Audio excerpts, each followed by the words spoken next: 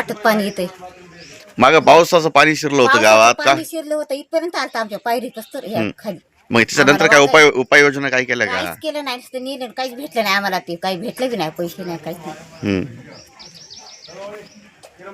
काहीच भेटले नाही आम्हाला. आम्हाला नालीच आधी मेन काम, नालीच नाही बरोबर.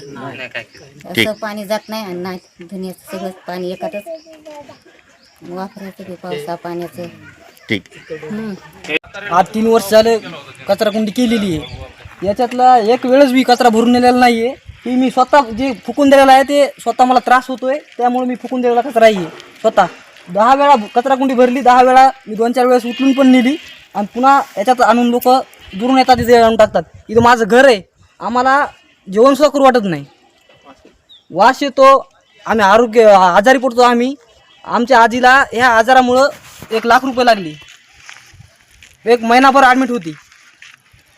ही कचरा कुंडी लवकरात लवकर त्याने घेऊन जावी. सरपंचाकडे काय तक्रार केली? सरपंचाकडे 10 वेळेस गेलो. सरपंच बोलला तू तुझ्या हिशोबानं कर, मी आता याला काढू शकत नाही. त्याला मला ग्रामपंचायतला अर्ज देऊ का? नको, तू अर्ज देऊ नको, तू काढून घे. सरकारी दवाखाना इथून घरावर महिला वागतात, याला जावं लागतं. इथं आरोग्य केंद्र आहे, आरवी इतकी बिमारवाडीत आहे. तुम्ही तरी हे करायला किती घाण वाशीत आहेत. पेत होतो पण आता गदळ वाशी आल्या म्हणून पेन. काय नेमकी अडचण आहे? काय नाही, वाशी आल्या नाही. आधी पेत होतो, सांडा उंडीला घेत होतो. आता कोण घेणार?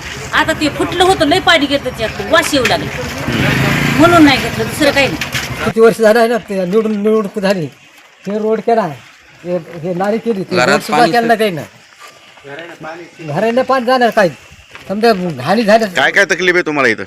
आम्हाला हे रस्त्याची तकलीफ, हे पाहणं, रोड नाहीत बरोबर, हे नाल्या, हे घाण पाणी येतं, संध्याकाळी किती हे होतं येतात.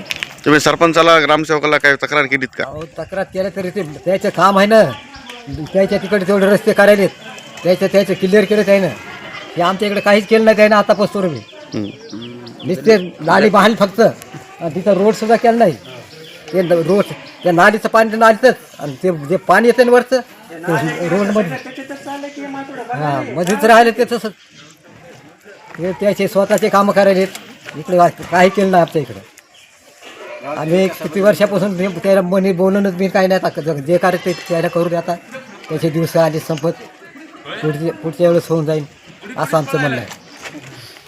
कचरा कुंडी टाकायला गेलं आम्हाला बाया दाती येते, तर आम्ही टाकलं तरी आता काय म्हणत, लेकरं आमची बिमार पडते, आम्हाला बुखारी येते. आता ठसका लागत आहे, असं नाका डोळ्यात कचरा टाकला मिरचीचा तर आम्हाला असं बसा वाटत नाही, इतका ठसका लागत आहे. पण आता काय करता, आपल्याला आता पाण्याच्या टाकीखाली जायचं, एवढंच करायचं, पुढे बाकी काही नाही. आम्ही तितकंच बघा, गदळ येते म्हणून कचरा टाकते. बिमारीला आमंत्रण होतं, उद्या बिमार पडले संडासला बसतात बाया, उठा म्हणलं की आम्हाला शेव देतात. मग तेच म्हणा, हागंदारी मुक्त झालेले गाव देतात आम्हाला. पण आता 2009 ला हागंदारी मुक्त झालेले साहेब गाव. हो, आम्हाला भांडत येते येऊन, त्यात तुमचं काय का मग आमचं नाही म्हणलं मग बस तू घरात जाऊन.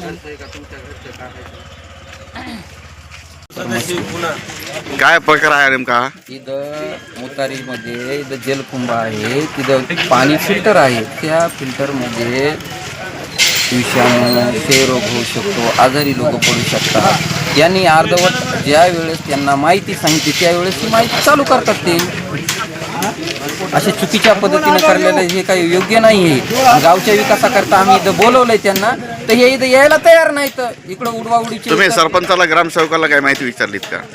सरपंचाला, ग्रामसेवकाला माहिती विचारली, तर मग हे इथून निघून गेलेत ना. बोलवायला त्यांना तर यायला तयार नाहीत. कोणी नाही बापा, मला मी एकटी आहे पराण्या. बाया म्हणतात भितड घालून घ्यावं, माझ्या ताकद आहे का भितड घालायला? काय त्रास काय नेमका? हे काय तर चाललाय कचरा घरात माया, हे काय तर घरी काय ना काय वास येतंय, घाण वास येतंय काय? काय नाही, काय नाही, काय नाही. घरात सर मेन कापड उठायले ती आले तिकडं, आणि बायाला म्हणलं का नाही इथं टाकू नका ग, त्या म्हणते सरकारी रोड आहे, भितड घालून घ्यावा. माझ्या ताकद आहे का? गडी माणूस आहे का मला? काय आणखी अडचणी काय तिथं? काय तकलीफ काय होती? हे मेन कापड बघा ना, चाललेत नाही बघा ना घरादारात. तकलीफ काय आहे?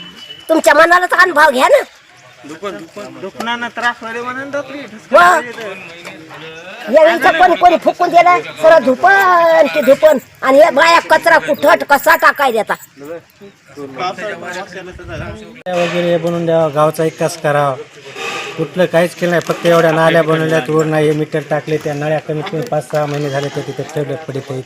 ते घरानं पण पूरग्रस्तामध्ये सगळ्या घराने टोटल पाणी सुटलं इथून डायरेक्ट तिथपर्यंत. आता बघा कोणती नाली बरोबर नाही, ही नाली बघा किती गटार झाला, सगळे मच्छर हे बघा, हे कसं हे सगळं टोटल ते हे काहीच केलं नाही. हे खड्डे बघा, हे खड्डे हे पाण्यात जावं, हे असं पाण्यातून असं चालावं लागलं आम्हाला. हे असं काय आम्हाला घरातून निघालं तर पाणी कुठं जायचं म्हणलं तर सगळ्यात काहीच केलं नाही. हे इथून तिथून अशी रोड बी तशीच राहिली. सरपंचाला ग्रामसेवकांकडे काय तक्रार केली का? तक्रारी केल्या सगळ्या, त्याला सांगितलं फक्त एवढी नाली बनवून दिली बस, बाकी काहीच नाही केलं. मग इथं नाल्या खणल्या होत्या का? नाही खणलेत नाही. मग इथं तर म्हणायचं बाबा नालीसाठी एस्टिमेट केलंय म्हणून. काय नाही केलं तर नाल्याच नाहीत आमच्या इकडं पाणी. काय आणखी काय त्रास आहे तुम्हाला इकडं? रस्ता नाही आम्हाला इकडं. नाही, सरपंचाकडे तुम्ही काय तक्रार केलीत का बाबा आम्हाला नाली नाही, रस्ता नाही? दोनदा सांगितले मग आता ते ऐकत नाहीत आमचं. पाणी होतंय आम्हाला आणखीन काही भेटलं नाही ते पावसाचं पाणी मधात गेलेलं नालीचं. इथं काय काय अडचण आहेत तुम्हाला? अडचणी म्हणजे इथं ते याच्यावरले घाण हे जंतू हे ते मच्छर हे ते उठून येते तर आमच्या घरादारात. बिमारी तुमच्या याला हे झालं ना, आमच्या देराला पुन्हा बिमारी झाली याच्यापासून, टीबी झाली. सरपंचाकडे गेलतात का तुम्ही? काय बोललात का त्यांना? कुणाला काय म्हणलं तर कोणीच काय करीत नाही साहेब. काय करणार आहे ते म्हणाय गेलं की तात्पुरतं हो म्हणते तर जाते ते दमदाटी करतात काय ते. मग काय मागणी आहे तुमची? काय म्हणजे व्यवस्थित करून हे व्यवस्थित करून द्या मला.